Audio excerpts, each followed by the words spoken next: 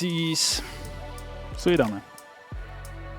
Tänases digiturunduse mõttekoja podcastis arutame, mis on meiliturunduses hüperpersonaliseerimine ja mikrosegmenteerimine. Minuga on täna siin Smiley, ma ütleks isegi Smiley Bros, kui nii öelda, Erki Markus ja Tanel Rand. Tere! Tere! Tere, aitäh, et saite tulla ja rääkida sellest põnevast teemast meiliturunduse poole pealt. Aga enne, kui me alustame, siis mul on selline komme, paar sellist fakti üle käia. Mis te arvate, palju üldse maailmas meili kasutajaid on? Mis on see number? 4,3 miljardit.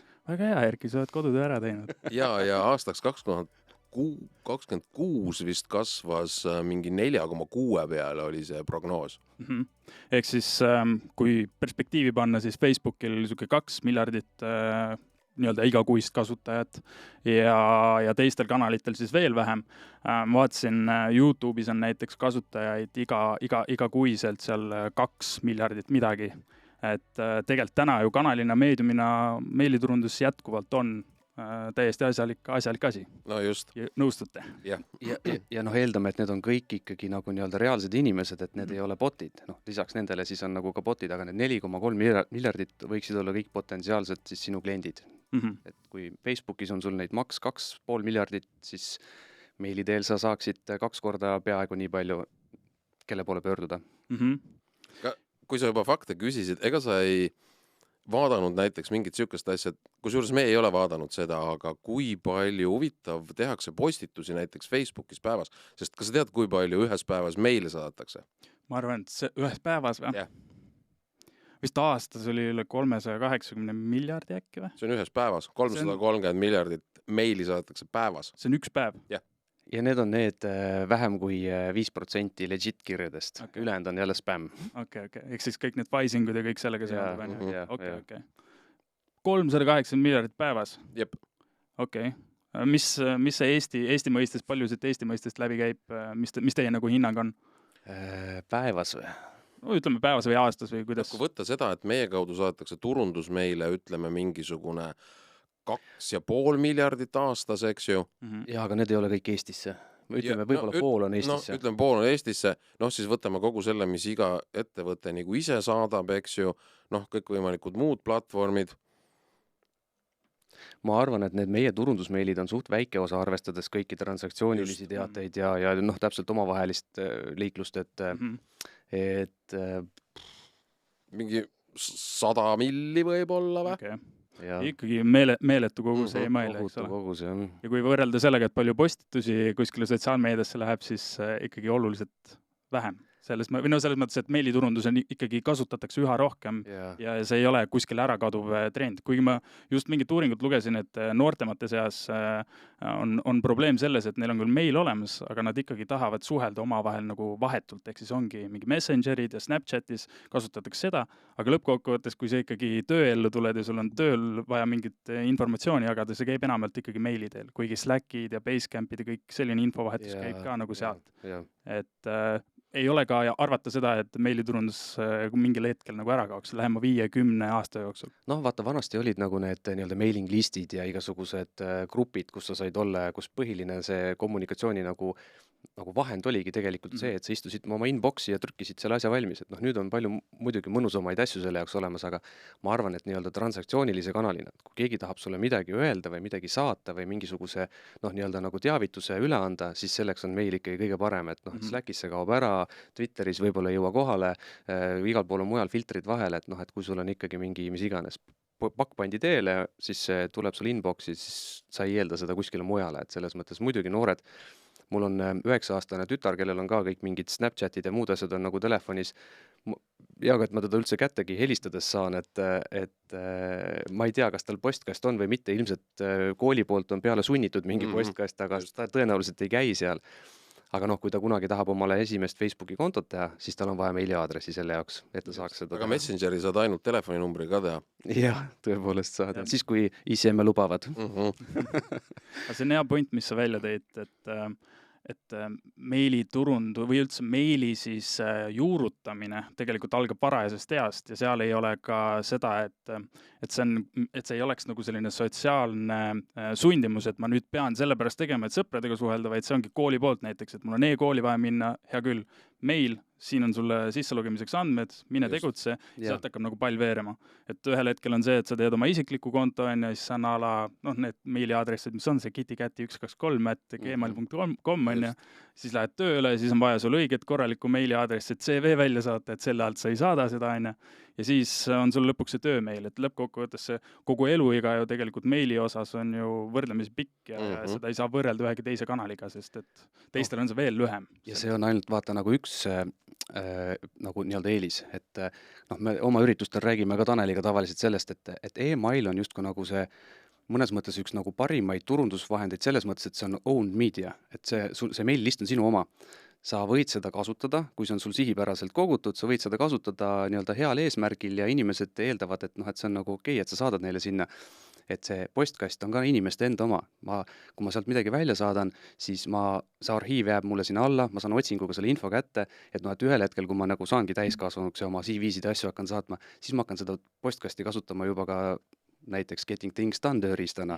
Mulle tulevad sinna mingid asjad sisse, ma kategoriseerin need ära, ma saadan sealt kaudu välja oma olulisi asju, mul on nii-öelda märgid maas, kunagi kui vaja midagi tõestada üürilandjale näiteks, et ma saatsin sulle need näidud ära, mida iganes, et kõik muud asjad võib-olla tulevad, lähevad, kaovad, aga jah, see nagu justkui nagu nii-öelda arhiiv jääb sulle ju igavesti alles, et ja teisest küljest on see, et võtad kätte, teed oma Facebooki seina peal, ma ei tea, sul on mingi 100 000 jälgijat, teed ühe korra mingi kala, järgmine päev on klõpsu konto kinni ja pole nagu ühtegi jälgi, et see on ka alati nagu kogu selle sotsmeedia risk, et või Elon Musk ostab Facebooki ka ära ja kahjuks ta ei vea rahaliselt enam välja ja see pannakse kinni. Siis ei olegi midagi teha. Ei ole midagi teha. Siis tuleb ainult meili peale lootma. Võib interneti kinni panna. Kusjuures see interneti kinnipanemise mõte, kui läheks korra sinna aega tagasi, kui see internet üldse tuli, ütleme, võtame 20 aastat tagasi, te olete nüüd Smile'iga kui pikalt tegelenud? See on selline hägune algus, mitte sellepärast, et ei mäleta. Mis sa arvad, aga põlve otsas hakkasime aastast 2006. 2009 sai nii-öelda päris ettevõtteks ja 2013 hakkasime Taneliga koostööd tegema, siis see läks nagu suuremalt. Ehk siis te olete pea 20 aastat olete Smile'iga juba tegelenud. Erki küll, mina tegin tegelikult alguses konkureerivat asja, enne kui me Erkiga tuttavaks saime. Oma kodus väikselt. Mailtrain. Aga jah, umbes ma pakun välja tegelikult ajaliselt vast nagu sama kaua. Okei. Aga kasutanud e-maili olete mis aastast? No minu postkast madman_3@yahoo.com oli aastal mingi 90 midagi. See oli Don Draperi mingisugune e-maili konto. Madman 2 oli võetud ja 1 ka, et siis sellepärast ma tegin 3. Mina arvan, hakkasime reklaamiagentuuri tegema 96. Siis te saatsite tiguposti, jah? Tegelikult siis saaksime faksi, aga ma arvan kuskil 96-97 kuskil sellest aastast. Okei, ühesõnaga mu sünniaasta on paar aastat sinna tahapoole. Enne seda, kui te hakkasite e-posti kasutama, et siis oleks võib-olla hea küsida, et kui te nii palju selles sektoris sees olete andnud ja ise kasutanud eraisikuna ja ettevõtjana ja samamoodi teete nagu tarkvara ka, meilitarkvara sellega seonduvalt. Kuidas selle ajaga muutunud on see nii-öelda tarbimisharjumus? Kuidas need internet või need meiliturundusplatvormid muutunud on? No, võib-olla kui päris alguses need meiliturundusplatvormid koosnesid mitmest osast, millest üks oli Scraper, millega sa said internetist aadressid kokku koguda. Ja muu oli nagu teisejärguline, et siis vaata, me rääkisime ka sellest nagu nendest mahtudest. Et võrreldes nagu selle ajaga on täna, ma arvan, mahud plahvatuslikult kasvanud ja seda müra ja nagu rämps on tõesti väga palju rohkem, et nii nagu võib-olla meile saadeti siis, et panedki siis see kõik või siis suva saadadki kõikidele kõike, sest et neid saadeti vähe ja tegelikult oli jumal okei, huvitav oli saada, alguses neid uudiskirju tuli endalgi 100 päevas teinekord. Et praegu ikkagi on kvaliteet nagu üle kvantiteedi, et kui sa teed nagu nii-öelda kehvasti, siis sa teed šritast ja kui sa teed hästi, siis sul tegelikult tulevad ka tulemused, et noh, et see on nagu see, kuhu suunas, ma arvan, see sektor üha rohkem ja rohkem liigub. Kuniks mina prognoosin, et ühel hetkel justkui nagu need nii-öelda suured kraanid keerataksegi võib-olla siis peamiselt providerite poolt kinni, et ei lastagi lihtsalt nagu massiliselt mingit jampsi saata, et noh, et see on nagu see nii-öelda perspektiiv, ma arvan. Okay. Sest et kui ma mõtlen meili nii-öelda platvormide peale, mida kasutatakse, siis noh, üldiselt on see, et sa saad meili välja saata ja see meili jõuab sulle kohale, vahet ei ole, kas sa loed seda või ei loe, kas see on sul märgatud või ei ole. Aga nüüd üha enam tuleb ka selliseid platvorme, kus siis ei lastagi, nii nagu sa mainisid, seda meili läbi, et sa oledki võib-olla eelnevalt teinud selle mingi filtreeringu ja läbi selle filtreeringu siis vaadatakse, et kas sulle saadetakse see kohale või mitte. Kas see on selline jätkuv trend, kas või nende privaatsustingimuste osas, ka seal ju piiratakse kõike, et kas meilis on näha nagu samasugust suunda? No ta ei ole võib-olla privaatsus, aga see on pigem nagu eelistuste teema. Ehk siis, noh, ma ei tea, kui ma olen nagu igale poole öelnud, et ma tegelikult sellele meilile ei taha peale Erki või vanaema käest nagu ühtegi meili saada, siis noh, ma ei tahagi tegelikult sinna midagi muud saada. Noh, ja siis kui see on mingisugune globaalne nagu lahendus, noh, siis ongi see, et ma laen oma listi kuskil üles, seal on see sees ja talle põhimõtteliselt ei saadetagi juba sellepärast, et tegelikult teda ei huvita, ta ei taha, ta on nagu igal pool alati nagu reportinud spämmi kõiki muid asju, et kindlasti see on üks asi, mille puhul peaks nagu tähelepanu juhtima just sellele, et seesama, mis Erki ütles, et niisama saadetakse kõikidele kõike, et sul peab ikkagi olema väga konkreetselt see eesmärk ja see nõusolek nagu eelkõige, et ma ikka tegelikult tahan seda saada. Noh, siin on vaata võib-olla kaks asja. Üks on see tehniline, et platvormid üha rohkem, ka meie tegelikult Smiley kõhu sees on juba mingisugune väike AI, mis suudab analüüsida selle nii-öelda listi kvaliteeti ja selle kontakti kvaliteeti nagu selles andmebaasis ja nagu tegelikult üldse kõikide andmebaaside peale kokku, et võib-olla sinu meiliaadress on, ma ei tea, Smiley kõhus on näiteks, ma ei tea, 50 erineva meie kliendi listis. Noh, ja siis me näeme, et kas sa nagu ühes listis käitud nagu nii-öelda nagu hästi, oled huvitatud ja teises listis sa võib-olla absoluutselt ühtegi kirja ei loe. Et see on küll nii-öelda isikustamata kõik, aga põhimõtteliselt AI saab aru, et võib-olla nagu mingis kohas ta tegelikult sulle ei taha enam kirja saata või ei ole mõtet kirja saata, sellepärast, et esiteks see langetab sinu reputatsiooni postkasti teenusepakkujate silmis, sest et kui kirju ei avata või nii-öelda engagement ei ole, siis see on nagu selline kahtlane värk. Ja teiseks tegelikult seal võivad igast tehnilised nagu probleemid ka tulla, et kui neid aadresse on palju, siis lihtsalt hakataksegi päriselt nagu blokkima. Ja teine pool on siis see, et ühesõnaga selle esimese nagu tulemus on siis see, et listidest hakkavad automaatselt välja kukkuma mingid aadressid, mis ei ole engaged, sa saad võib-olla nende poole pöörduda mingisuguste reaktiveerimiskampaaniate käigus, aga mitte igapäevaselt enam saata talle midagi. Ja teine pool ongi siis seesama see, kuhu me tegelikult ka täna nagu jõuame, ehk siis see igasugune segmenteerimine ja personaliseerimine, et me näeme, et see töötab lihtsalt paremini. Kui sa suudad nagu nii-öelda relevantsemat sisu saata relevantsemal ajal, siis inimene on huvitatud ja tuleb sinuga kaasa, ostab su käest seda, mis sa talle pakud, et platvormid nagu pakuvad ise seda juba. Täna me küll suht põlve otsas, me mõtleme kliendiga päris palju kaasa ja me oleme näinud hästi palju põnevaid nagu mustreid ja use case, kus see on toonud päris hea tulemuse, et aga ma arvan, et sinna tekib ka ühel hetkel mingisugune AI, et mis hakkab kliendil ise mingid soovitusi andma. Ja siis hakkab ise kirju välja saatma. Me rääkisime ennist ChatGPT-st. See AI on ju olemas. Ja siis ma just vaidlesin kellegiga LinkedInis sellel teemal, et et ei ole äge, et AI kirjutab nagu copy valmis, jälgib mingisuguseid asju, siis saadab välja ka, hea case on see KFC Saksamaa, sa tead seda nalja. Ehk siis Kristalliöö puhul võttis kätte ja saatis välja siis nagu tule tähista Kristalliööd ja söö mingit juustuga kas mingit kanavärki või ühesõnaga päris hea ämber selles mõttes. Et on ikkagi võib-olla praegu natukene vara seda, et võtame kätte ja laseme. Aga keegi peab alguses need ämbrid läbi kolistama, et teised saaksid sellega kulul nagu siis midagi väärtuslikku.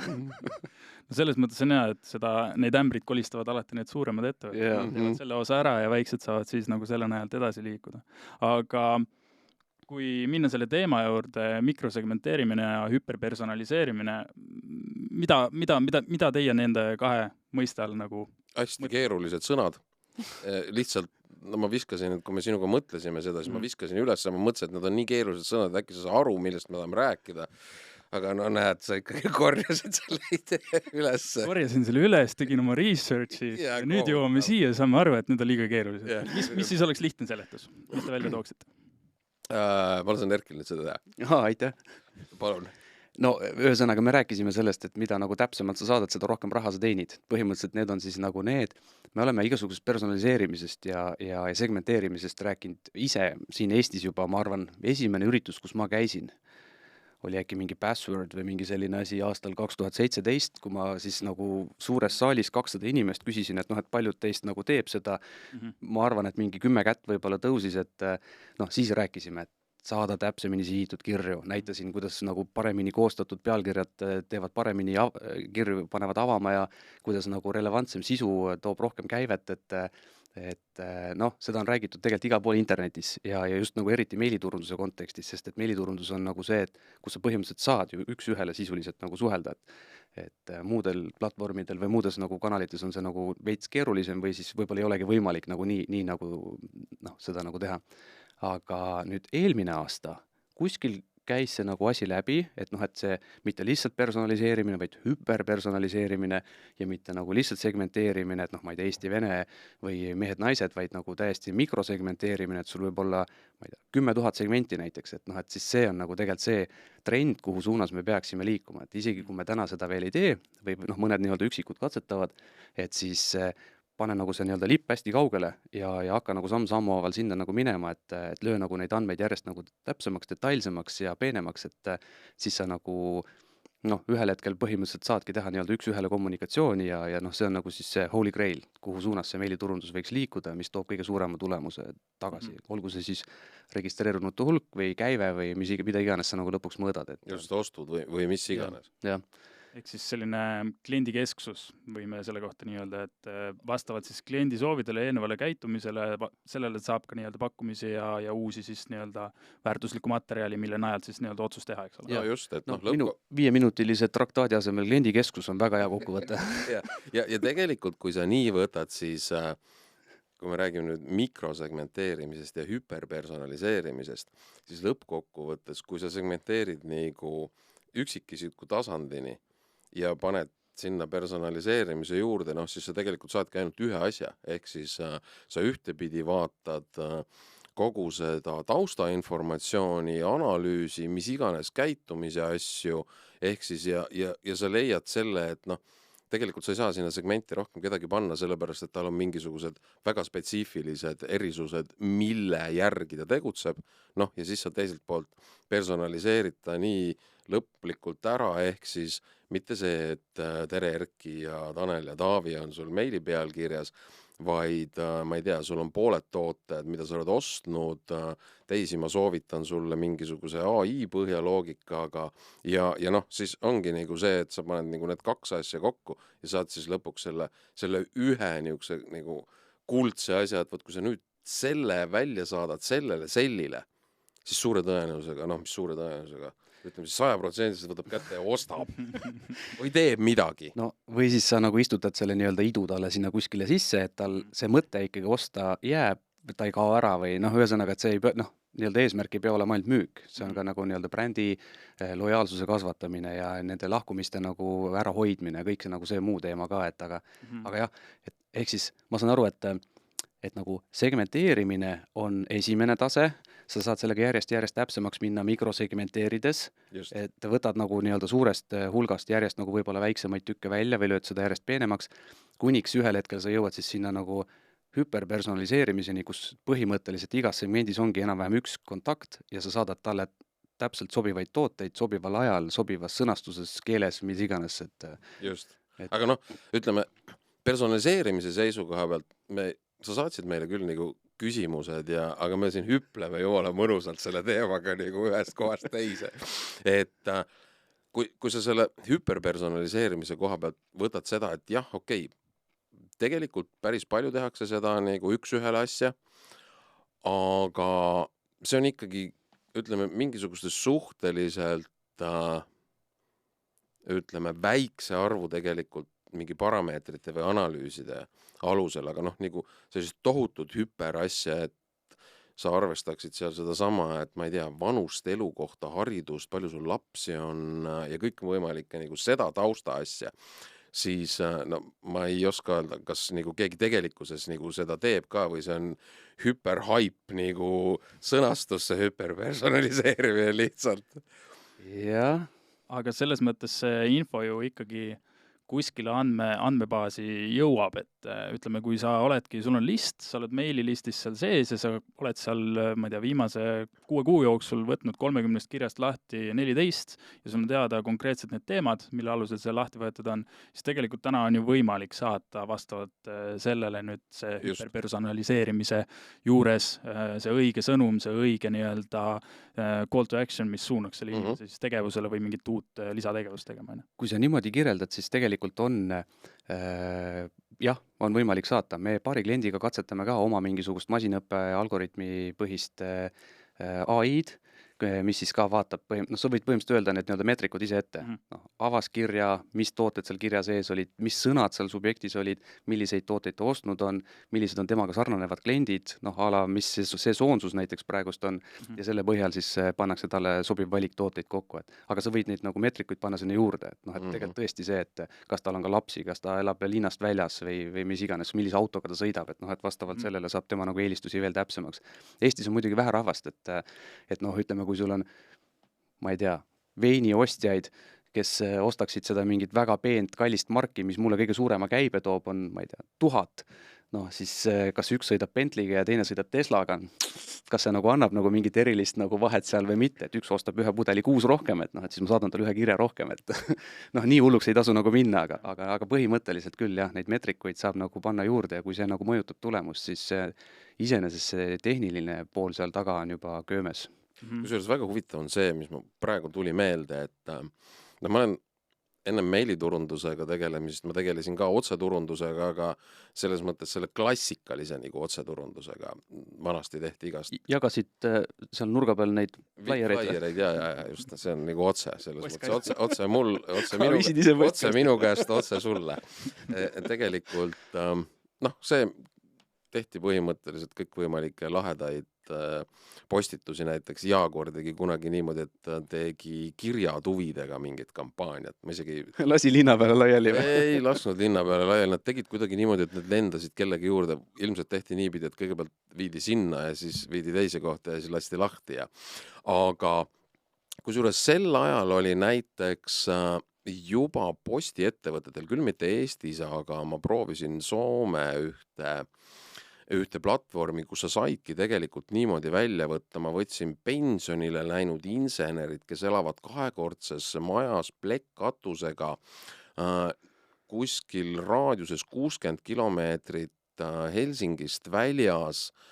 Neil on Volvo auto, mis on 5 aastat vana, nad kannavad prille ja nad mängivad vähemalt korra kuus golfi.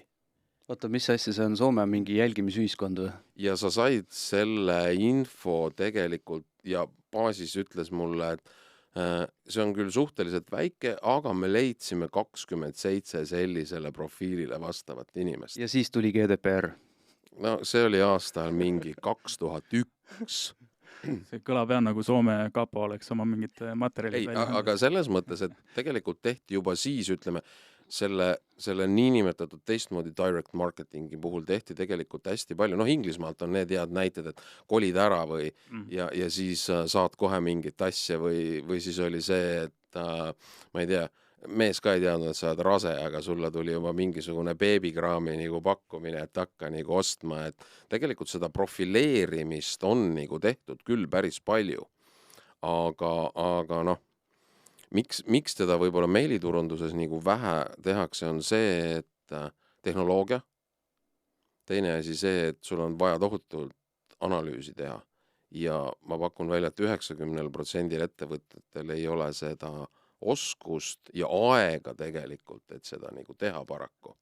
Tegelikult ma veel täiendaks, et minu arust enamasti on esimene komistuskivi see, et klient ei saa aru, mis ta tahab. Ja ta ei oska seda nagu ära kirjeldada, mis see nagu lõppeesmärk on, siis ongi jube keeruline nagu pakkuda midagi või nagu nii-öelda välja mõelda midagi, et noh, et me teeme sulle AI, ei saa olla nagu lahendus, sest et see ei ole see, mis sa tahad. Et... Mis mõttes ChatGPT teeb kõike AI? Jah. Kusjuures see on hea point, mis sa välja tõid, et see eeltöö on nagu ettevõtet poolt tegemata, et mis meie ka igapäevaselt näeme, on see, et tahetakse meiliturundust teha, aga mis me siis seal jagame, siis tekib see küsimus, et mis me siis sinna sisse paneme, et siis paneme kõik pakkumised, paneme kõik selle blogipostitused, siis paneme selle ettevõtte tegevjuhi kommentaari, paneme kõik need sinna ühte sinna meili ja siis saadame tervele listile laiali. Ja lõpptulemus on see, et kuigi sul seal open rate võib olla piisavalt hea, siis mingit lõpptulemust sealt ei tule, sest igas kirjas on, ma ei tea, 14 erinevat call to action'it ja see ei kanna nii-öelda seda lõplikku eesmärki, mis seal olla võiks. Et see eeltöö on tõesti selline koht, kus me näeme ise ka reaalselt praktiliselt, et see on probleem ja seda on raske nagu paika panna ka, kui ettevõttel ei ole näiteks seda digistrateegiat lõpuni nagu läbi mõeldud. Mis ülesannet tegelikult see meiliturundus meil täna nagu ettevõttes täidab, et kuhu me tahame selle inimese siis läbi meiliturunduse viia või mis me tahame, et see tegevus oleks, et see pool on tegemata, jah. Sina teed hästi palju nagu sellist digiturunduse strateegia poolt. Kui palju sa üldse näed seda näiteks, et sul ettevõte ütleb, et no okei, jumala vägev. Teeme siin mingit Google Searchi ja siis teeme Google Paidi ja siis teeme Facebooki asja, siis teeme veel midagi, siis teeme SEO-d ja siis teeme nagu kodulehel ja siis teeme veel mingit display banneri värki. Muideks, mul on mingisugune 2000 meili kontakti ka, aga noh, tead, see ei ole eriti nagu teema, et eks ma saadan talle neid bännereid, mis digireklaamist üle jääb.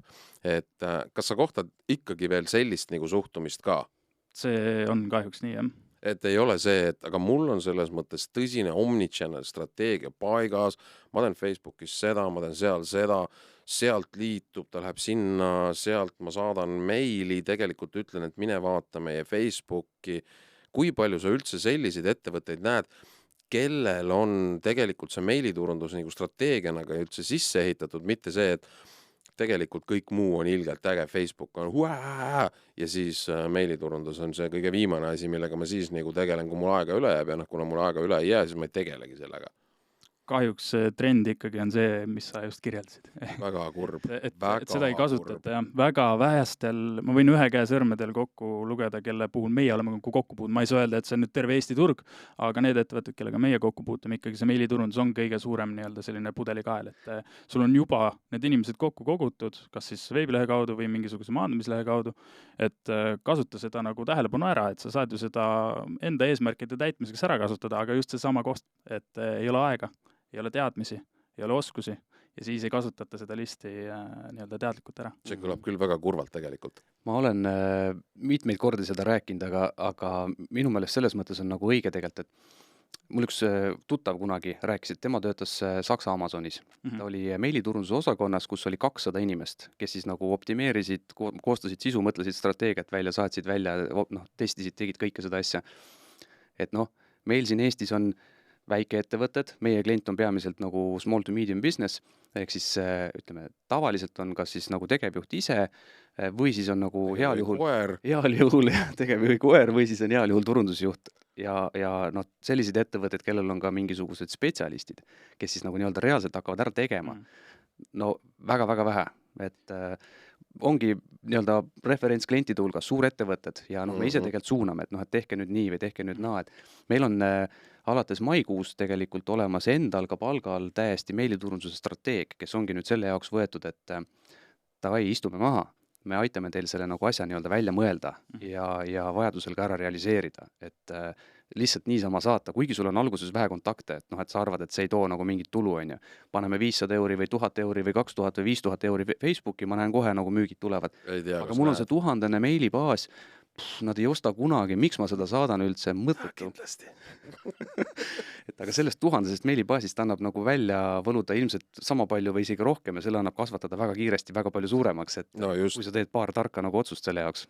see väikesed ja keskmised ettevõtted, et noh, meie sihtrühm on täpselt sama, et küll ainult keskmise suurusega ettevõtted, aga seal põhiprobleem on see, et isegi kui sul on tiimis see turundusinimene olemas, siis tal on töölaud juba selle Facebooki, Instagrami, ChatGPT ja kõikide nende muude asjadega on nagu täis, et tal ei ole aega selle meiliturunduse jaoks. Kuigi samas, nagu ma ütlesin ennem ka, et see on kõige nagu esimene koht, kuhu minna, kui sul see list olemas on. Ja kui ei ole, siis nagu me tegelikult siin alguses rääkisime ka, järgmine 10 aasta jooksul ilmselt see meiliturundus ei muutu ka, et see ikka jääb, et kasvata ikkagi seda meililisti, proovi see meililist nagu käima saada ja selle kaudu nagu enda ettevõtet turunduslikult arendada. Noh, ma nägin siin üks päev Facebooki ühte reklaami, kus oli ettevõttele siukene alustav nagu pakett, kõik asjad ja siis ma küsisin seal alt, et kuule, et aga kuhu sa meiliturunduse siit välja jätsid?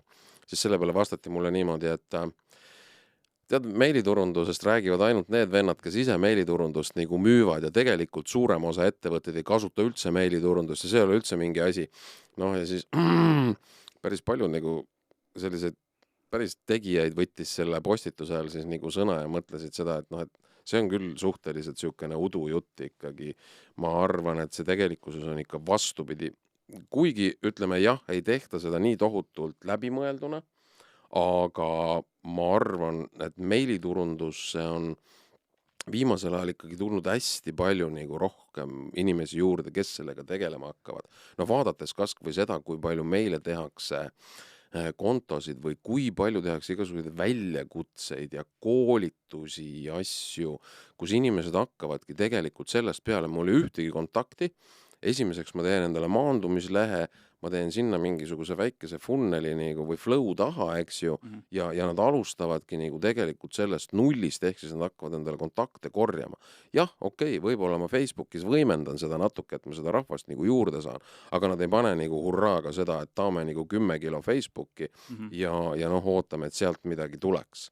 Et tegelikult on nagu päris huvitav see aeg kuidagi. Ja vaata, kui sa rääkisid, et noh, keegi nagu ei tee midagi, aga siis ongi ju koht nagu eristumiseks olemas täna täiesti. Kui ma olen väike ettevõte, ma olen samal positsioonil nagu kõik minu konkurendid või noh, sarnased ettevõtted nagu mina.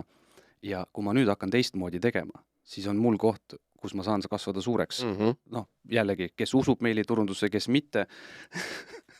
See on 2 koolkonda, kes usub, kes mitte. Ja, et aga noh, selles mõttes, et alustades sellest samast segmenteerimisest, ma hakkan saatma juba nagu need nii-öelda ühte tüüpi klientidele ühesuguseid pakkumisi, teistele teisi ja niimoodi jätkuvalt nagu samm-sammu haaval seda asja arendades muude tegevuste kõrvalt, ma ei pea nagu ühe päevaga kõik ära tegema, siis noh, ma arvan, et need tulemused ei tule nagu kaua.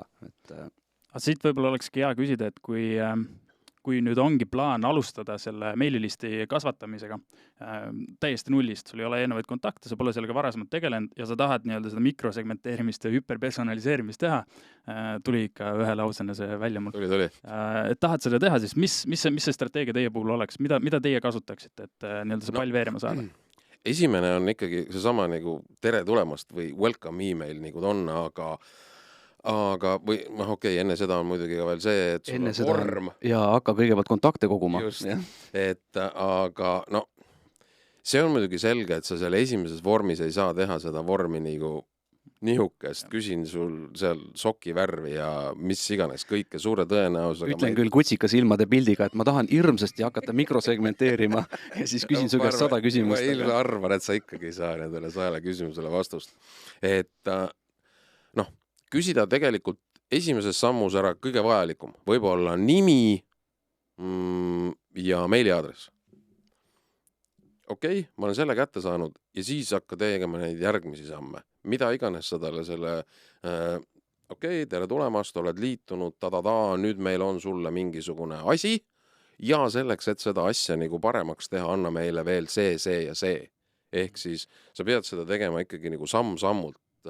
Ka pakkumiste, tagasiside, mis iganes vormises ka saaksid nagu pärast, sellepärast, et kui sa lähed selle mõttega, et väga äge, teen pop-upi, seal on 50 küsimust, no ma ei kujuta ette isegi, kas sealt tuleks nagu üks liitumine, võib-olla üks tuleks. Ise liitud. Testid ikka, on.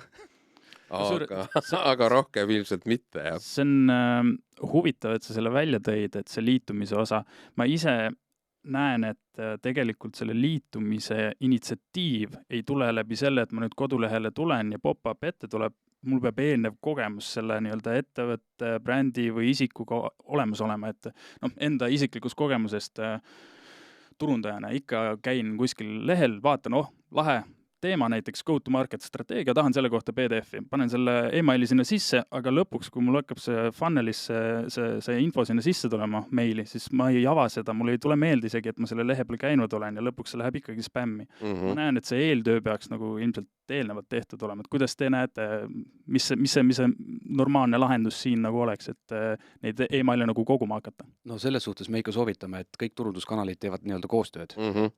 Ehk siis see top of the funnel, kuskilt sa pead ju need kontaktid saama, mingid asjad peavad sulle sinna sisse viskama, mingid pikslid peavad ikkagi maha salvestuma ja mingisugune nagu väike reklaam peab taga nagu edasi käima.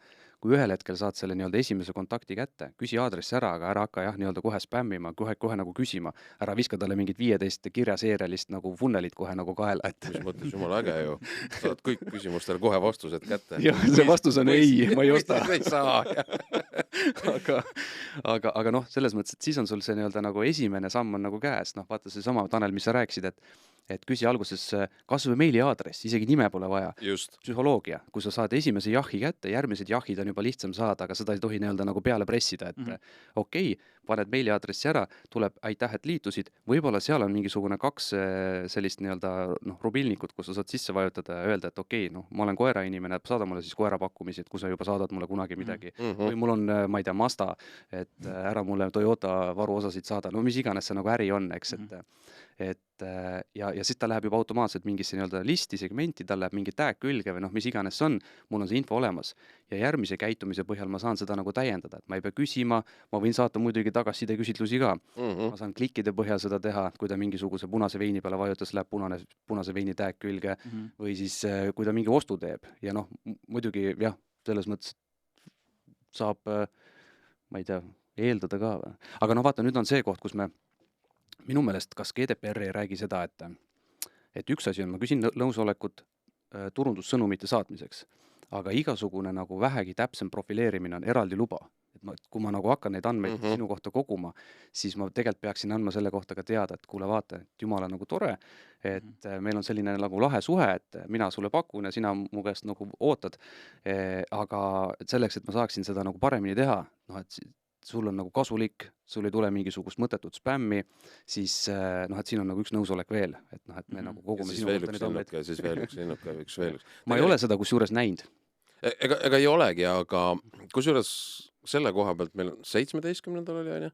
Jaa, tuleb. 17. mai tuleb koos advokaadibürooga Hedmans just GDPR-i teemal. Seal saate küsida kõik, kes tahab nagu küsida, kui palju neid linnukesi peab olema.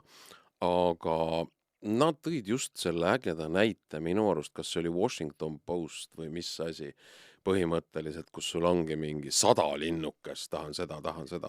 See on see, ja need igast kukid, mis sind jälgivad, iga kuki oli eraldi linnukesse taga, et keerati see nagu vint üle, et vaadake, paganame eurooplased oma GDPR-iga, vajutage nüüd neid linnukesi seal. Aga see vist lülitati suht kiiresti välja. Aga muidu ennem ei saanudki üldse vaadata, mis seal lehel oli, kui sa kõik oma konsendid olid ära andnud. Jah, sellega on see, et kui sa liiga nagu detailidesse hakkad minema, see teeb jällegi karuteene, et esiteks sa ei saa seda vajalikku informatsiooni, võib-olla inimesel on aktiivne huvi, ta tahab sinu pakutavat, aga sa teed liiga keeruliseks talle, ta lõpuks ei tahagi nagu sinu meili saada ja ei taha seda oma meiliaadressiga anda. Eks siinkohal võib-olla tekibki see küsimus, et mis listile või mis see listi suurus olema peaks selleks, et ma seda mikrosegmenteerimist nagu tegema peaksin üldse hakkama. Et ja küll see sõltub ka nagu ärist ja selle kontekstist, aga ma ei saa ka teha mikrosegmenteerimist 5 inimesele, et mul peab mingisugune mass olema.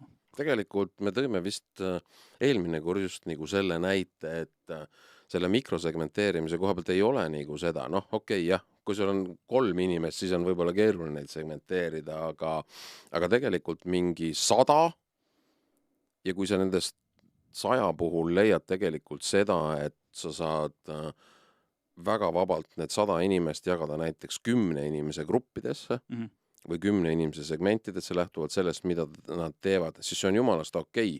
Meil oli üks klient, kellega me proovisime ja nendel kusjuures see oli mingi whatever. Nendel oli see, ja siis nad leidsid, et nendel näiteks kõige suuremat raha toovas segmendis, kuigi neil oli kliente 100 000, siis kõige rohkem raha toovaid kliente segmendis oli mingi, ma mäletan, 26. Iseenesest mingi täiesti naljakas nagu number, aga nad tõid sisse mingeid 1000. Kui teised tõid, ütleme, 10. Jah, selles mõttes mikrosegmenteerimine ei ole nagu eraldiseisev lihtsalt segmenteerimisest, et kui sa vaata alustadki mehed-naised või ma ei tea, sina juuksuris ikka käid vist? Ei käi, kodus ajan. Okay.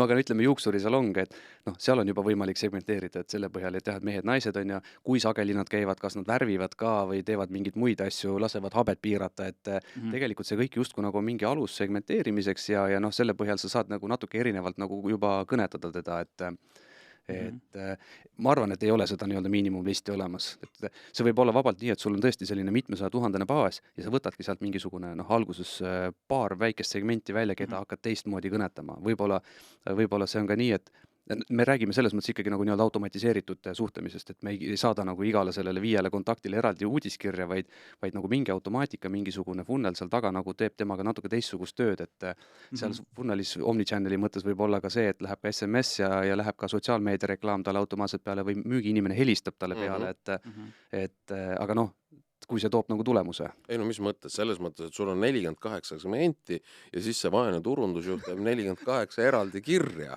Just sellepärast ma mõtlengi, et kui mõelda väikese ja keskmise suurusega ettevõttele, kus niikuinii ei ole aega seda meiliturundust teha ja siis nad kuulavad täna seda podcasti ja mõtlevad, et ma pean nüüd mikrosegmenteerima hakkama. Et kus on see piir, kus seda nagu tegema hakata? Jaa, aga sa võid selle tegelikult üles ehitada hoopis niimoodi, et okei, sul on 48 segmenti, sul on üks kiri. Sa teed ühe kirja valmis ja sul on tegelikult need segmendid põhimõtteliselt if-tingimusega eraldatud.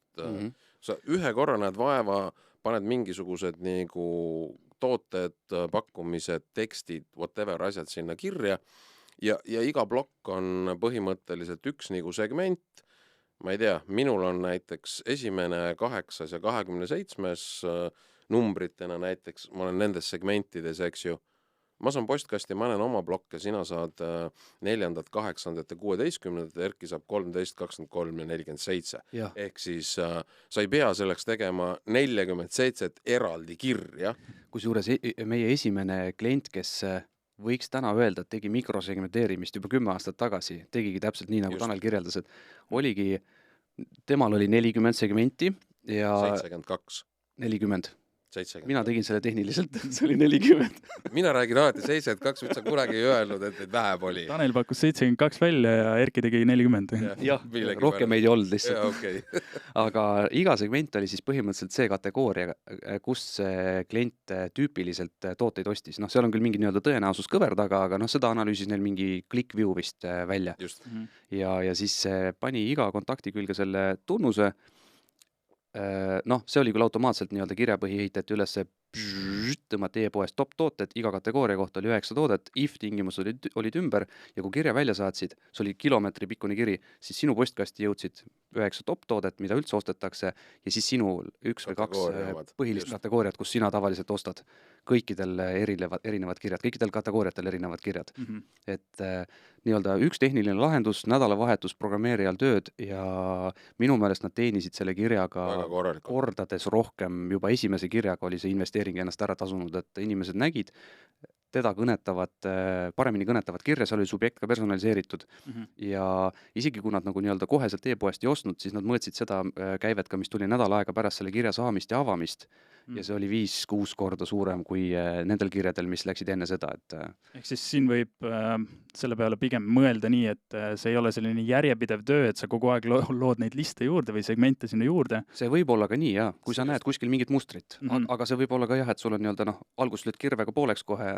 Just, et kui esialgu see nii-öelda strateegia välja mõelda, kuidas sa tahad neid segmenteerima hakata ja seda personaliseerimist teha, siis see ongi, nagu sa ütlesid, niisugune nädalavahetuse töö on juba programmeerijale, sa teed selle valmis ja siis hakkad sealt nagu edasi vaatama ja testima, et see ei ole see, et ma nüüd kogu aeg pean nagu rakkes olema ja neid kirju, sa loodki ainult ühe kirja, aga see lihtsalt lähebki erinevatele segmentidele, erineva selle parameetri alusel, eks ole. Just siin on ainult see, et sa pead siis kogu aeg, ütleme nüüd, analüütika poole pealt jälgima seda, et mis nende inimestega nagu toimub, kui nad liiguvad nagu ühest segmendist nagu teise, sellepärast, et kui sa siin jälle saadad seda asja samamoodi nagu kogu aeg lihtsalt, mitte midagi ei toimu, midagi sa tegelikult analüüsi ja saadad, siis lõppkokkuvõttes see väsib ikkagi samamoodi ära nagu see, kui sa seda tapeeti saadaksid, ehk siis kõikidele kõike. Sa pead ikkagi jälgima seda, et mis tegelikult sul need tendentsid on, siis ütleme seal taustatöö, analüüsi ja selle poolega on ikkagi tegelikult kogu aeg nagu vajalik. Et sa ei saa nagu mõelda, et ma teen oma 8 segmenti, kiri on selline, iga esmaspäev tõmbab mul automaatika RSS-ist tooted nagu sisse, muudku aga uhab ja siis nutsu muidugi. Ma arvan, et mingite segmentide puhul võib seda öelda. Ilmselt nagu, aga next, et tookord kahjuks see klient mingi aeg tegi ja täpselt see klient, tema kliendid nagu väsisid ära ja ühel hetkel klient loobus sellest. Et aga mis nagu next step oleks, mida ma täna näeksin, mida nad oleks võinud teha, on see, et nad nägid ka iga segmendi puhul palju raha sisse tuli. Kui suured need segmendid olid, palju per klientkäive oli ja selles mõttes, et kui nagu siis hakata fokusseerima rohkem nendele, kes nagu rohkem raha sisse toovad. Teistel las see jääb tiksuma, aga teistele näiteks saata siis kuidagi, ma ei tea, kas rohkem või vähem, testida näiteks sisuga, testida pealkirjaga, võib-olla saata harvem või sagedamini, et võib-olla nagu kuidagi selles mõttes seda nagu hakata ka veel nagu nii-öelda analüüsima, et see ei oleks nagu ühe korra teed valmis, mõnes mõttes okei, sa teed paremini juba kui su kliendid, aga vaata, klient järgmine kord liitub ka sinu, konkurent liitub ka sinu uudiskirjaga, vaatab, et ahaa, ja teeb siis veel paremini, et siis nagu ikkagi on jama. Aga kui ma enne rääkisin sellest juuksurisalongist, siis näiteks seesama, et seal võiks olla küll niimoodi, sa ehitad selle nii-öelda funneli korra valmis, Tanel käis juuksuris ära, piiras abed ka, sai 2 linnukest kirja, kuupäevad on küljes, automaatika voog saadab talle kuu aega -8 päeva enne, saadab talle kirja, kuule, tšau Tanel, aeg broneerida uus aeg, link sees, läheb kalendrisse, saad valida kohe vaba aega. Taneli naine käib kord 2 kuu tagant, tema ei saa 6 aja pärast seda kirja, tema saab automaatikast 2 kuu pärast -8 päeva. Et see on küll justkui nagu mingi asi, mille saad taustale lihtsalt tiksuma panna ja vahel lihtsalt vaatad, kas see nagu toimib, kui tuleb klientidelt tagasisidet, et kuule, mulle sobiks 4 päeva enne või et siis nagu seda nii-öelda nagu sättida, aga jah, et sa ei pea nagu kogu aeg seda nagu ehitama edasi, et huvitav on see, et kusjuures mina ei ole tähele pannud, ma olen ilmselt proovinud päris palju erinevaid juuksureid või? Juuksurisalonge ja aga keegi ei ole nagu teinud seda, et mul hakkaks jooksma mingi selline asi. Tehnoülevaatused teevad seda. Jah, tehnoülevaatused nagu teevad. See on nagu hea loogika, aga ma rääkisin kusjuures ühe ilutöötajaga, mul üks tuttav on juuksur ja siis ma küsisin ta käest, ta ütles, et ma ei tea, ikka meil on nagu see, et kui mul on need püsikliendid, siis nad ise nagu teatavad mulle aga mõtlesin, et teisest küljest see ju aitaks tegelikult ka hästi palju planeerida. Ehk siis sul on mingi hulk inimesi selles flows ja sa võiksid ju mõelda, et okei, ja kui ma siis mõtlen seda, et ma saadan talle mis iganes 8 või 4 päeva ennem, et ta siis broneeriks, siis ma saaksin tegelikult ka arvestada võib-olla mingisuguseid nagu broneeringute nagu loogikaid juba. Et Erki räägib. Ja siis, kui puhkama tahad minna, siis paned sinna flow'sse, paned 6-ajalise delay on ja korraks. Jah, aga kui nii mõelda, siis Erki räägib alati sellest, aga ma ei ole veel näinud, et ükski nagu juuksurisalong oleks meie juurde tulnud ja öelda, et kuule, teeks mingit niukest asja. Tegelikult annaks ükskõik millisel teenusepakkujal seda välja mõelda. Koolituste korraldajad, mingid, ma ei tea, juriidilised nõustajad, riigiasutustest, koolidest rääkimata, sa pead nendega nagu suhtlema. Ma ei tea, isegi tegelikult toidukohad, et päevapakkumised on ju lähevad välja, aga samad laudade broneeringud näiteks või mingid eripakkumised. Aga kui me mõtleme B2B peale, kus otsustusprotsess on pikem, siis milliseid lahendusi te seal näinud olete? Kogemused võib-olla teie poole pealt? Mõnes mõttes on sarnane. Et ega B2B-s on ju ka ikkagi inimesed teisel pool lauda, aga seal on ilmselt seda nagu impulsi ostu lihtsalt vähem, et ei tule neid nii-öelda fancy pilte ja ma vaatan, kui lahe, ostan need roosad kummikud ära, vaid kui mul on vaja seda toodet, siis ma ostan, et kui mind nii-öelda pidevalt haritakse, me oleme nii-öelda koostööpartnerid ja tulevad pidevalt uued tooted-teenused ja kogu aeg kirjutatakse mulle, et kui nagu hea see ikkagi on, siis ma nagu tean, et sa oled olemas ja ma ostan su käest, et ilmselt küll jah, et ma ei saa seda nagu sulle peale sundida, et kui sul ei ole seda uut kohvimasinat kontorisse vaja, siis siis ma ei osta seda. No seal on ilmselgelt see segmenteerimise ja personaliseerimise mikro ja hyper, giga, mega veel nagu olulisem, ehk siis sa pead seal ikkagi väga tugevalt süvenema sellesse ettevõtte profiili, mida tal vaja on, milleks tal vaja on teoreetiliselt, kuidas sa saaksid ka praktiliselt, kuidas sa saaksid tegelikult aidata mingisuguseid kas murekohti, protsesse, whatever asja nagu lahendada.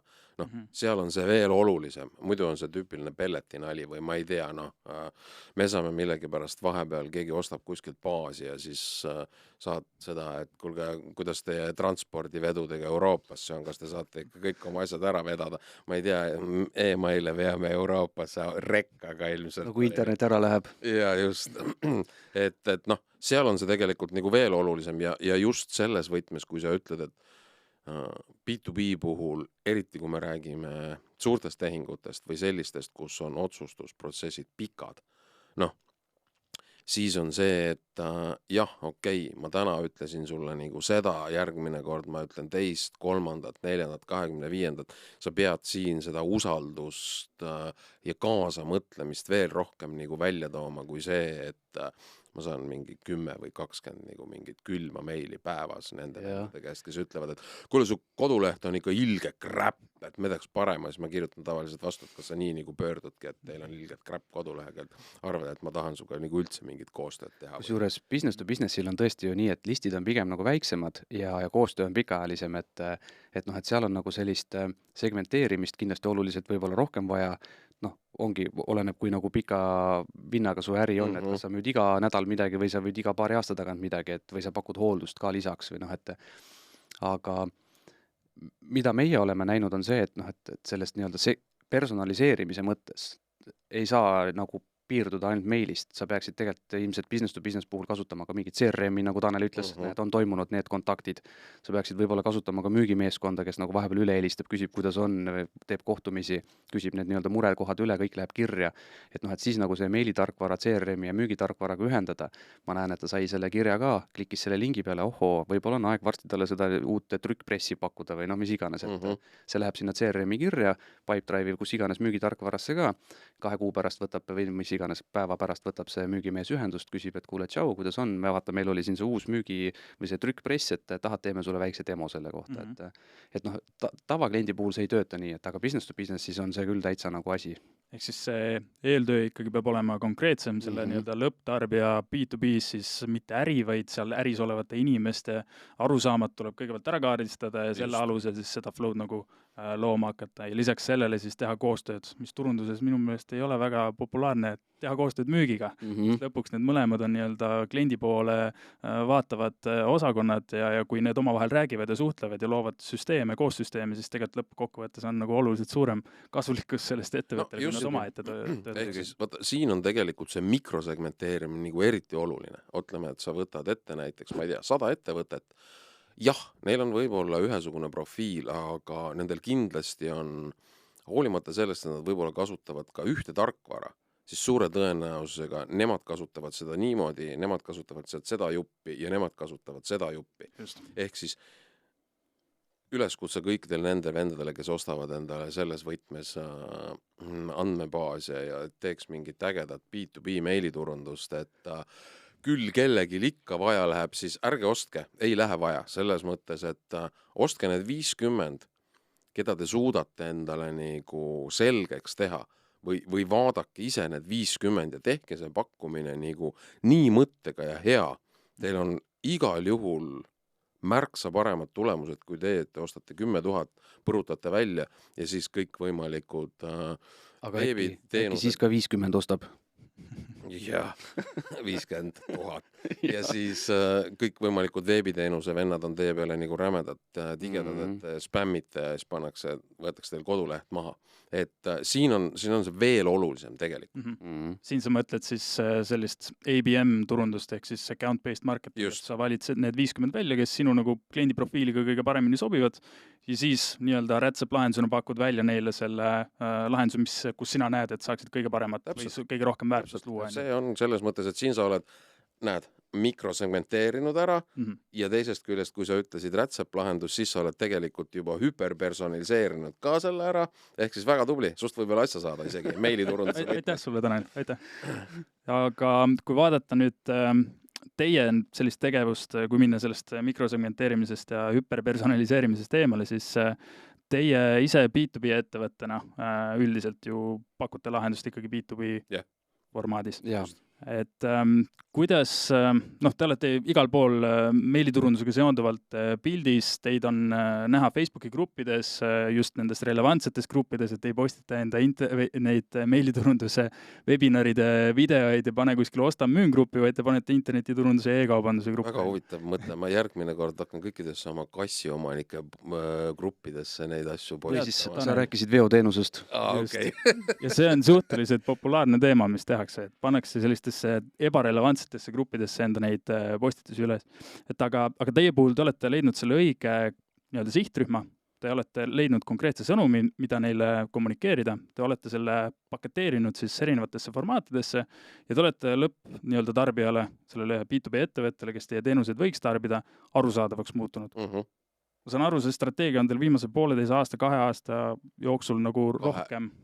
2 aastat ilmselt nüüd, jah. Kuidas see teie ettevõtmisele mõjunud on? Hästi.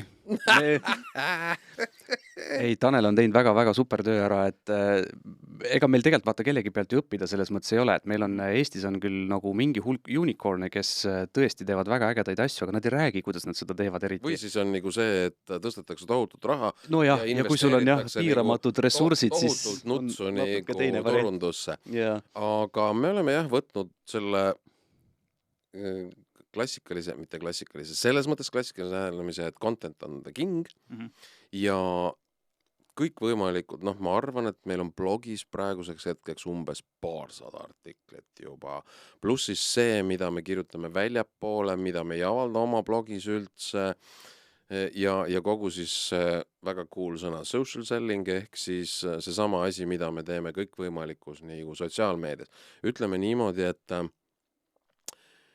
me ei tee Google'is peale retargetingi midagi, me mingit Google'i reklaami ei tee, me oleme proovinud, aga vaata, meil on ka see asi, et sa päris nagu nipsust ühest platvormist nagu teise ei vaheta. Ehk siis tegelikult see protsess võib vahel olla nagu päris pikk. Me näeme, ütleme, suurettevõtetele, eriti kui me räägime Eestist väljapoole, siis meil oli miiting eelmise aasta jaanuaris ja nad tulid üle selle aasta mingi märtsis. Ehk siis kui kaua see nagu tegelikult aega võtab. Ja oluline on see, et jätta ikkagi kogu see eksperdi mulje, ehk siis sa tead kõike sellest asjast, ükskõik mis teema on, sa saad oma elualal nagu sellele kaasa öelda, ma arvan, et see on tegelikult see nagu edu pool. Kusjuures isegi eksperdiks tegelikult ei ole siin ju nagu mitte midagi nagu keerulist. Me iga päev räägime klientidele, et hakka lihtsalt pihta, et tee see lihtsalt ära. Siin ei ole nagu absoluutselt mingit vahet, mis platvormi sa kasutad või milline su kirjakujundus välja näeb või see on nagu tähtis, et sa teed selle esimese sammu ära, hakkad kuskilt otsast nagu pihta. Ja kui me nagu jagame seda infot, siis iseenesest inimesed päris palju me saame tagasisidet ütlevad, et vau, et tõesti ongi lihtne ja ma tegingi selle ja see hakkaski tööle. Et selles mõttes on nagu tegelikult tore, sest et sa näed, et turul ka see nagu teadlikkus natukene nagu paraneb kogu aeg ja inimesed nagu teevadki paremini neid asju, et saadetaksegi vähem B2B spämmi ja saadetaksegi vähem juuli uudiskiri pealkirjaga uudiskirju. Et ühel hetkel see nagu nii-öelda traction hakkab nagu peale, ja paar aastat võtab see aega, enne kui lõpuks on näha, et midagi on nagu muutunud. Ja teine asi on see, et meiliturundus on ikkagi see asi, mida sa põhimõtteliselt, kui me räägime nüüd kanalipõhiselt, saad sa teha alguses tasuta. ja okei, sul on vaja ilmselt teha mingisugust natukene reklaami selleks, et kedagi sinna liituma saada selle listiga. Aga põhimõtteliselt see, et kui sa sellega alguses pihta hakkad, sul ei lähe nagu, ei kulu selles mõttes mingit raha. Sa saad oma maandumislehti teha, kirjapõhjused välja saata. Sa saad paljudel platvormidel seda teha, kui sul on väike list, siis ka nagu tasuta. Et selles mõttes sul esmast kulu kui sellist ei ole. Jah, teie puhul, kui ma vaatan ka, et kuidas te seda B2B turundust teinud olete, siis ilmselt ka meie kuulajatele ja vaatajatele, kes täna oma ettevõttes tahavad samamoodi sellist ekspertarvamust esile tuua, siis ma tavaliselt ütlen, et teil ei ole vaja nagu vaadata või välja mõelda neid teemasid. Te niikuinii suhtlete oma klientidega, minge mailboxi, vaadake need teemad üle, mis kliendid küsinud on. Just. Teete näiteks, ma ei tea, ongi teenuse pakkumine, sa istud kliendiga laua taga, on läbirääkimised, mida tema küsib ja vasta nendele küsimustele ja tee selle kohta nagu content'i. Et läbi selle sa tegelikult seda ekspertarvamust tõstad ja see, nagu sa ütlesid, social selling, sa teed ju seda nii-öelda suuremal skaalal, et sa ei tee ainult siin nagu selles nelja seina vahel seda, vaid sa teed seda internetis, sa paned selle interneti avalikult üles ja läbi selle tegelikult ka see ekspertarvamus ju tekib. Kuidas teie puhul see ekspertarvamuse esile toomine mõjunud on, et kas te näete, et tänu sellele, et te sellist sisu välja panete, tulevad teie juurde ka rohkem kliente sellise väga konkreetse küsimusega ja tahavad väga konkreetset lahendust teed? Jaa, kindlasti. Jaa. Sorry, aga vaata, paljudest asjadest, mida räägitakse, et tegelikult paljud ei teagi, et kui sa nagu oled rääkinud, et kuule vaatad, et mingid sellised automatiseerimised on nagu võimalik teha, muidugi tulevad hästi palju konkreetsete küsimustega kohe, et kuule aita, kas või kaasa mõelda, et ja hea meelega aitame. Ja ikkagi just see, et kui sa avaldad mingisugust nagu konkreetset tüüpi sisu, ehk siis ma ei tea, ükskord mingit sellist asja ja teinekord sellist asja, siis tegelikult, kui sa näed ka mingeid päringuid sisse, siis tavaliselt küsitakse juba lähtuvalt sellest, mida ollakse kuskilt loetud. Kuule, et ma tahaks mingit sellist asja teha, kas saab, või mul on mingi selline mõte. Ehk siis ei tule enam selliseid asju, et kuulge, ma ei tea mitte midagi, tahaks, et rääkige meile midagi. Et seda on jäänud kõvasti vähemaks. Kuidas te üldse seda sisu nagu mõõdate? On teil mingi mõõdik endale ka pandud, et nende webinaride mõju nagu jälgida või vaatate ainult vaatamisi? On teil näiteks kontaktipäringul juures, et kus sa meist kuulsid ja siis on keegi sinna lisanud? Me ei ole seda pannud juurde, et kus sa meist kuulsid, aga ütleme seda, et meie mõõdame seda loogikat, kui palju meil tekib uusi kontosid päevas ja vaatame lähtuvalt sellest siis seda, et ega sealt LinkedInist ütleme nüüd tohutus koguses mingisugust statistikat sa nagu tagasi ei saa, kus me tegelikult ütleme suurema osa asjast teeme, siis eks ma võrdlen nagu seda, mismoodi postitused. Teine asi, mida me teeme hästi palju, on see ürituste pool, siis me vaatame tegelikult ütleme seda üritustel osalejate arvu versus see, et kui palju ütleme, meil on mingisuguseid nähtavusi ja asju LinkedInis. Ja siis loomulikult nagu seda, et ürituste koha pealt seal saab ju tegelikult vaadata seda, kes osales, mida nad tegid, kui palju nad tegid. Tavaliselt pärast seda tullakse, tehakse hulka uusi kontosid, eriti kui me teeme mingit täiesti alustavat nagu ABC asja. Pluss siis see, et nendele me pärast saame pakkuda täpselt sama asju, ehk siis kõikvõimalikke uusi koolitusi asju, kui meil on mingi muid põnevaid lahendusi, värke, siis see on kõik nagu see kaasatud. Et ega teda nii tohutult palju nagu mõõta ei saa, ma ütlen, et mida me teeme, on see sama retargetingi asi, kus me vaatame siis seda, et kui palju konversioone ja kui palju nagu seda poolt, et kust nad nagu tulevad. Aga me õpime ka tegelikult ju iga päev. Just, aga sammu haaval seda kuidagi nagu vaikselt üles heitud, kindlasti saab paremini mõõta, aga nagu sa ütlesid, Tanel, jah, me mõõdame kontosid, me mõõdame neid kontosid, kes muudavad ühel hetkel oma tasuta paketi tasuliseks ja see on tegelikult põhimõtteliselt end goal, ka meiliturunduses on ju see, et sa ei mõõda open'it ja klikki, vaid sa mõõdad ikkagi käivet, et sul võib olla 100% open rate, ma lähen uhkustan sellega, saan kuldmuna selle kirjapõhja eest, aga kui ma mitte midagi ei müünud, siis ettevõtte jaoks ei ole see nagu väärt mitte midagi, et jah. Et jah, me vaatame põhiliselt nagu seda just, et kui palju mingisuguste actionite puhul meie juurde luuakse uusi kontosid. Tegelikult see, täpselt nagu Erki ütles, et see on oluline. Ma võin ükskõik milliseid fancysid nagu muid meetrikuid hakata nagu vaatama ja korjama, aga lõppkokkuvõttes see ei anna meile mitte midagi. Just. Põhjus, miks ma seda küsisin, on see, et kui te seda sisu nagu nii palju välja panete, et tihti ettevõtetel tekib probleem sellega, et nad ei suuda seda mõõta, et me teeme 4 podcasti osa ära, me ei näe mõju sellele ja me lõpetame selle tegevuse ära, on ju. Et teie puhul te olete suutnud seda järjepidevust hoida, te olete kogu aeg pildis ja toote neid teisi eksperte ka endaga koos esile, et teie puhul on näha, et see toimib, et meie näiteks ise kasutame nii, et meil on veebilehel kontaktipäringu juures on eraldi veel see, kust sa meist kuulsid väli ja sealt tuleb erinevaid huvitavaid asju välja, mida tegelikult muidu nagu ei panneks tähele, sa ei teakski, et klient nagu läbi selle tuli, et sul Google Analytics näitab, et ta tuli Google'i otsimootori kaudu, aga tegelikult öeldakse, et juht soovitas, et ma vaatasin seda podcasti, mul jäi see teema nagu silma ja siis, kui sa vaatad, et mis see sõnumi sisu on, siis ta ütlebki, et ma tahan täpselt seda. Et see on selline huvitav koht, kus nagu sisuloome kaudu meie ise mõõdame ja aitame klientidel ka mõõta, et kuidas see sisu tarbitavus on kaasa nagu aidanud. Aga vaata, teil on selle võrra teistsugune loogika. Meil ütleme selliseid päringuid, kus keegi kirjutab, et tahaks teie kliendiks tulla. Noh, ma ei tea, ütleme 3-4 tükki tuleb võib-olla nädalas. Sest meil on ju simple stat, vajutan nuppu ja tegin konto. Mina vaatan nagu seda, mis nagu meil mõõdikute kanalisse sisse jookseb, kui palju keegi kui palju päevas kontosid tehti, kust maalt neid tehti. Ja kui kiiresti nad aktiivselt kasutama hakkavad. See, me jah, ei võõda väga palju seda, et kui palju need päringuid, sellepärast, et kuigi huvitav oleks ju ikkagi teada, kust ta selle info sai, eks? Ühel hetkel, jah. Aga kas ta tuligi Google'i otsingust või keegi soovitas või ta sai mingi kirja ja selle alusest klikkis, ma ei tea, lingi peale ja vaatas, et mis jama see on ja nägi, et et teen ise ka. Sest tihti jah, on... Vabandust, et ma segasin. On probleem ikkagi selles, et see sisu on inimeste peas olemas, aga ei suudeta seda nagu kuidagi ära paketeerida ja siis ei suudeta seda tõestada, et sellest on nagu reaalselt kasu ka. Aga teie puhul soovitan vaadata, kui lähete Smiley YouTube'i kontole, lähete LinkedIn'i, vaatate veebilehte. Smiley on minu meelest väga hästi suutnud selle positsioneeringu turul ära teha, väga konkreetsed sõnumid edastada.